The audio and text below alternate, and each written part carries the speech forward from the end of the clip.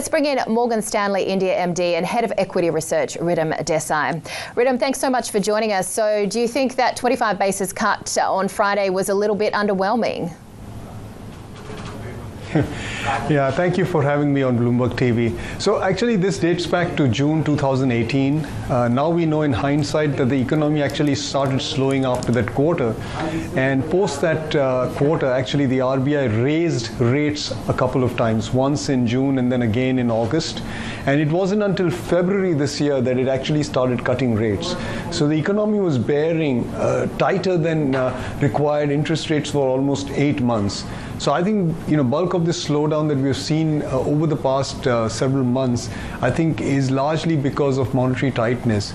And the need of the hour is to loosen rates a lot more. And the metric that I look at is the nominal GDP growth minus the repo rate. And when you look at that, that's actually close to all-time lows, which means there's enough room to cut interest rates further. So I was hoping that the RBI would go a little bit more on Friday. We were forecasting 25 basis points because what we forecast versus what we hope are two different things. But I really hope that the RBI takes this more more aggressively in its next meeting and cuts rates even more aggressively. So how much more aggressively are you looking for? As we were just talking about with Anaban, they're at 5.15%, so there is room there. Does the RBI just keep, easing as long as necessary? So the historical average gap between nominal GDP growth and repo rate is about 600 basis points. If we assume that the nominal growth is around 10%, which is what the RBI is forecasting, then repo rates can fall as low as 4%. It's not what we are forecasting, but what I'm suggesting here is that there's a lot of room for interest rates to fall in India, given how weak nominal GDP growth is. And Ridham, the Nifty itself has already given up half of its losses, I should say half of its gains, since announcing that corporate tax cut. And we were just talking about the concerns around the shadow banking sector here at the moment. Do you think the negative news flow now is regarding that is overshadowing this fiscal windfall?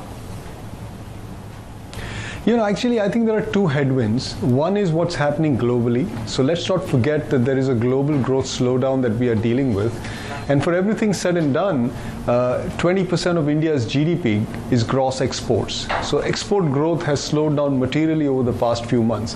When export growth goes from 5 percentage points to 0, and it's actually now sub-zero, that's almost 100 basis points gone out of GDP growth. And I take gross exports and not net, because a large part of India's imports, do not have flexibility.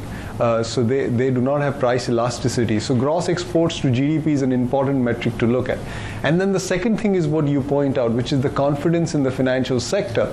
It's visibly shaken. The downslide happened after the IL&FS episode in September last year. And I dare say not enough has been done to revive the confidence in the banking sector. So we've had a lot of slowdown in lending growth from the non-banking finance companies, which were actually accounting for bulk of the incremental credit growth in the preceding 3 or 4 years. The large corporate banks in India are just coming out of an NPL cycle, and that leaves a very small number of banks, a handful of banks who have both the capital and the profit and loss account to actually lend aggressively.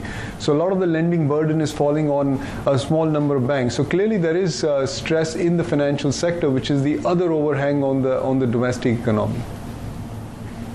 Ridham, you are known for your calls on equity markets. You're normally pretty on the ball. So give us some of your, earnings estimates growth for the likes of the Sensex and what sectors you're looking at in particular. Yeah, so I think the equity markets is not just about what the data is, but what's priced in. And I reckon that a lot of the bad news is in the price. So stock market valuations are looking particularly attractive. And as we can all see, the sentiment looks fairly broken.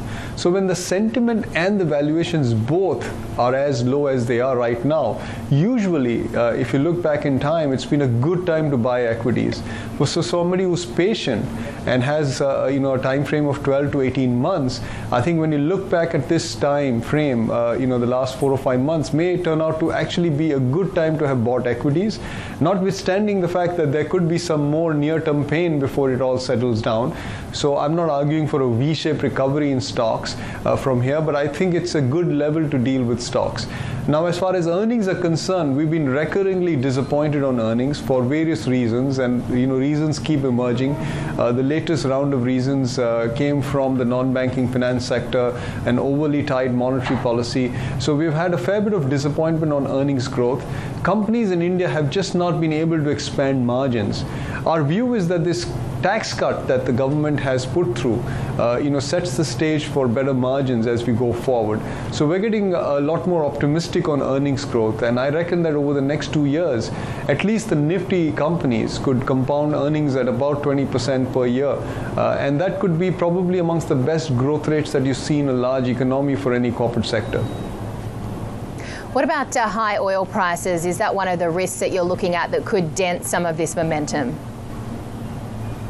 Absolutely. Oil prices is always a risk, especially when oil rises due to supply side concerns. See, when oil rises because of demand, it is not so important because it is then offset by higher capital flows.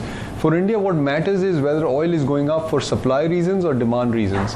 And to the extent that there is a potential supply side problem in oil, that is a risk. And how do you analyze this? You look at oil relative to copper. I reckon that both oil and copper respond to global demand impulses. So the demand factor gets neutralized in the oil relative to copper line. And if oil is rising relative to copper, that's usually not been good news for the Indian market. So yeah, obviously we always keep an eye on oil. It's bad for India's terms of trade. And as I said, it's rather inflexible portion of our imports. So India really cannot offset that quickly. Yeah, and Ridham, we just had a guest joining us talking about how she was most concerned about the Indian rupee out of the emerging markets right now.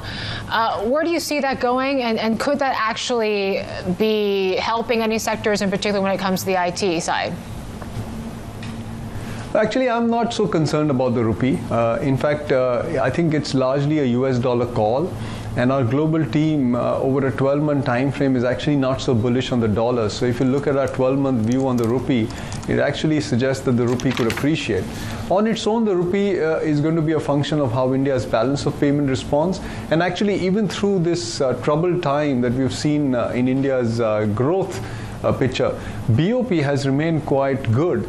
And the reason is that there is a very strong bid for Indian assets from private equity funds and from foreign direct investors.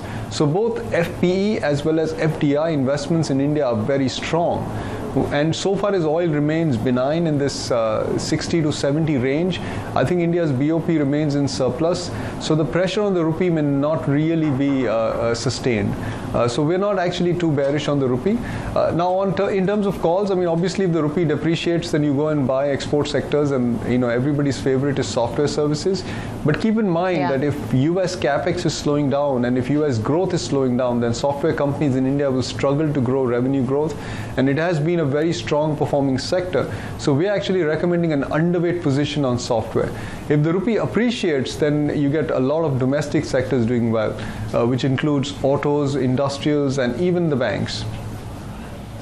Ridham, great to get your insight there. Ridham Desai from Morgan Stanley. And keep note of his call, the Sensex target by June 2020 at 45,000.